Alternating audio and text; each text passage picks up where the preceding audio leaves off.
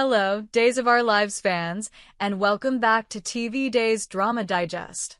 Today, we're diving into one of the most compelling and mysterious storylines currently unfolding on the show, the puzzling case of EJ's memory loss, and whether it could be a carefully constructed ploy to deceive those around him. Could it be that EJ is faking his amnesia, using it as a strategy to manipulate others and secure his victory? Or is there more to the story than meets the eye? Let's dive deep into the details, uncovering the possible twists, motivations, and secrets that could change everything. The mystery of EJ's memory loss. Is it real or just a trick? Since EJ's traumatic shooting, fans have been left questioning one thing. Is his memory loss genuine, or is he merely pretending?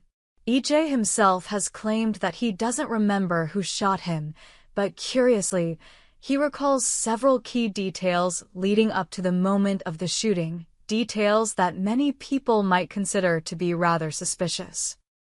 In his conversations, EJ has mentioned a series of visitors before he was shot, including Belle, Chanel, Kristen, and even some of his other enemies.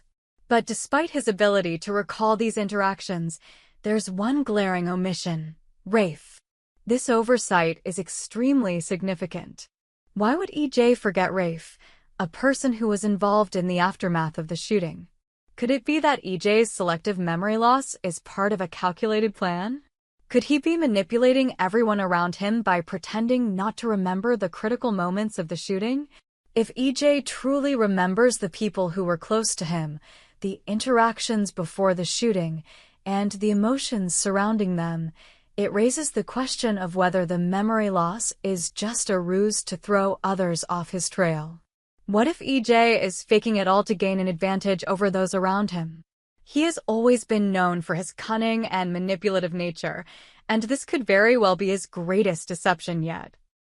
If he's playing a long game, then he could be using this memory loss as a weapon, an elaborate trick to take down his enemies one by one without them realizing it. The possibility of EJ shooting himself, a familiar DiMera trick? To understand what might really be going on, we have to look at the history of the DiMera family.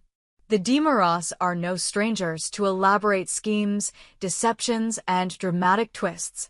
This isn't the first time a member of the family has staged an injury or even a death to achieve their goals. If we think back, Andre DiMera, EJ's own brother, once shot himself in an attempt to frame John Black for his supposed murder. Could it be that EJ is following in his brother's footsteps, learning from the mistakes of the past and attempting a similar move to shift the blame onto someone else? It's entirely plausible that EJ could have staged the shooting as a way to manipulate the situation to his advantage. EJ, who has always been a master strategist, could have seen this as the perfect opportunity to take a bold risk and frame someone else for the crime. If anyone can learn from Stefano DiMera, their late father, it's EJ.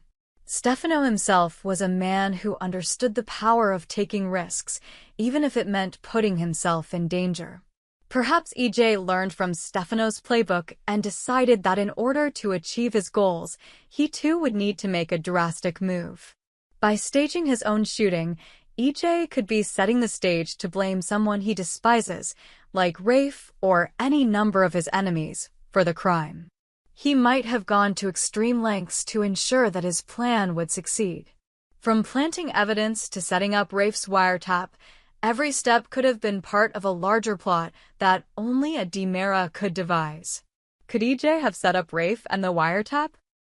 Let's consider the possibility that EJ, knowing he was about to take this bold risk, set up the wiretap with Rafe to manipulate the situation in his favor.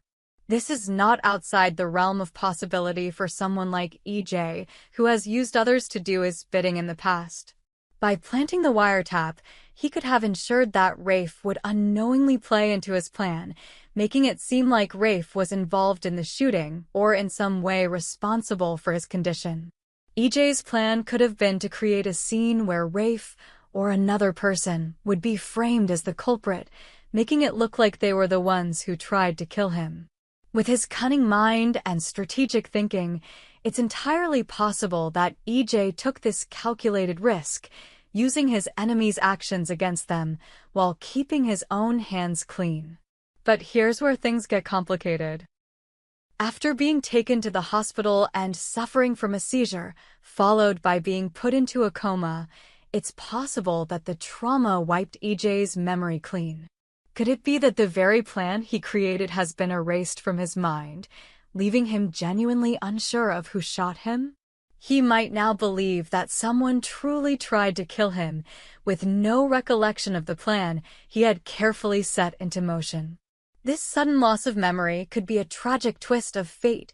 EJ's calculated manipulation turned into a genuine lapse in memory due to the trauma he suffered. Could this be the reason why he doesn't remember anything about the shooting? Is he truly unaware of the events that led to his injury, or is this simply part of a bigger deception? Was the shooting a fabrication? A deeper conspiracy? Now, let's ask the ultimate question. Was the shooting itself even real?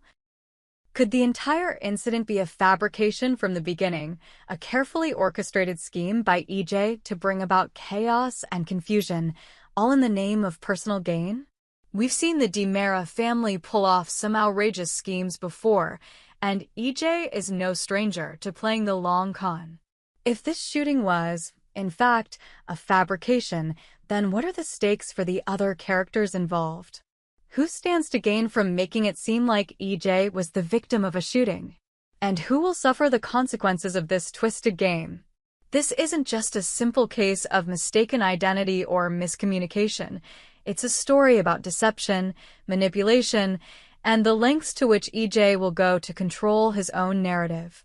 As the layers of this conspiracy unfold, viewers are left questioning everything they thought they knew about the events leading up to EJ's injury. Conclusion. The truth is yet to be uncovered. The mystery surrounding EJ's shooting is far from over, and today's episode only deepens the intrigue. As we continue to watch this storyline unfold, one thing becomes clear: EJ is playing a game with everyone, and we're all just trying to keep up. Whether he's truly suffering from memory loss or pretending to be a victim, it's impossible to say for certain at this point. Could EJ have shot himself to frame one of his enemies? Could the entire shooting be part of a carefully planned manipulation to set others up for a crime they didn't commit? As fans, we can't help but wonder how far EJ is willing to go to get what he wants, and how long it will take before the truth is finally revealed. Stay tuned to Days of Our Lives for more twists, turns, and shocking revelations as this complex and thrilling storyline continues to unfold. The DiMeras have always been masters of deception, and EJ might just be playing his best hand yet. Will his plan succeed, or will his own memory loss become the ultimate undoing of his grand scheme? We hope you enjoyed it and look forward to sharing more with you in the future.